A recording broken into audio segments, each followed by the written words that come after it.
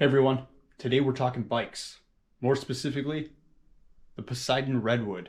It's a pretty sick $900 adventure gravel bike, and I'm going to give it a little review and tell you what my thoughts are.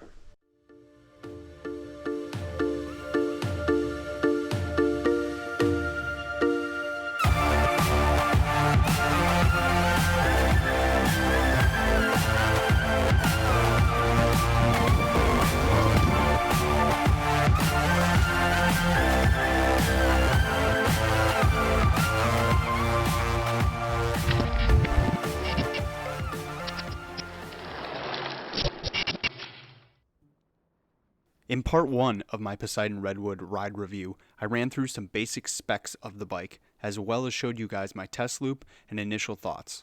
Today I'll be walking you through my overall impressions of the bike and the parts that make up the Redwood as a whole. I put the Redwood through the best test loop that I could possibly think of.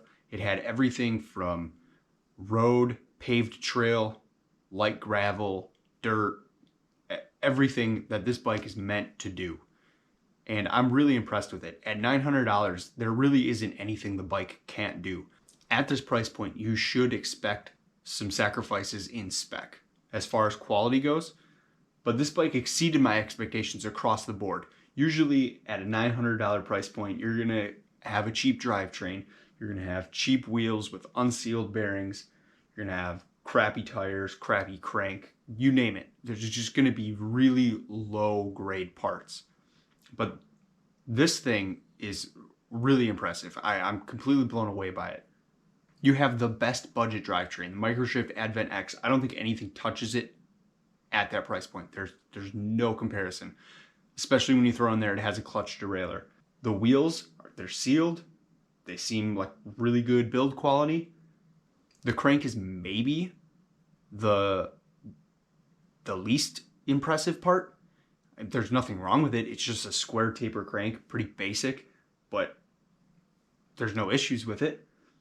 The paint is pretty basic. If that matters to you, it's just a matte finish. It does seem to wear relatively easy, but for me, that's cool because I like painting frames. I'm not saying that it's going to wear really bad for you. A lot of people use frame protection. That's an option.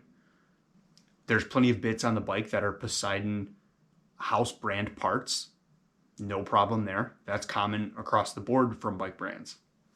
Sure, the tires aren't tubeless, but tires also aren't that expensive, and this is a $900 bike. The grip tape is pretty comfortable. The Microshift levers are good. I got no problem with them. I really expected the brakes to suck really bad, and that was not the case. For mechanicals, they're really good. The brake is a Tektro 2-piston, which I had no idea they make. On my Mongoose that I built, I have the TRP Spire, which is by far the best mechanical disc brake you can get. For those of you that don't know, Tektro is just the lower end TRP products. I didn't know that they even made a Spire knockoff version, and that's what this bike has. So good job, Poseidon, for speccing the bike with those brakes. It's really cool and sort of mind-boggling at the same time that this bike can take up to 2.5 inch tires. It comes stock with 2.35s, like I've said, but with the capability of running 2.5s, there isn't a mountain bike tire you could not run on this bike other than plus size. But every popular pattern out there, or tread pattern, you could run on this. Why you'd want to run a 2.5, I don't really know. Sure, it would provide some comfort and more traction in off-road situations, but it does seem like a bit overkill. My only complaints about the bike are maybe somewhat more personal to me. The reach felt small. Now, in Poseidon sizing, I'm barely a medium. I'm 5'9", and it says I'm barely a medium, but I felt very cramped on this bike. I don't know if that's because I come from mountain bikes and the current mountain bike trend is very long reaches. So that could be part of it. Mountain bikes do seem to be influencing gravel bikes quite a bit right now, especially with bikes like the evil Chamois Hagar, which is basically a hardtail mountain bike with drop bars. Either way, for my preferences, this bike felt a little short, so maybe if I were to purchase this bike, maybe I'd get a large and throw the shortest stem on there possible. Speaking of mountain bike influence in gravel, you can run a dropper post on this bike. And there's a growing catalog of suspension forks you can run, like the SR Suntour GVX fork. So check that out if you're interested in a little bit more comfort. Personally, for me, I'm not a huge fan of the flare drop bars.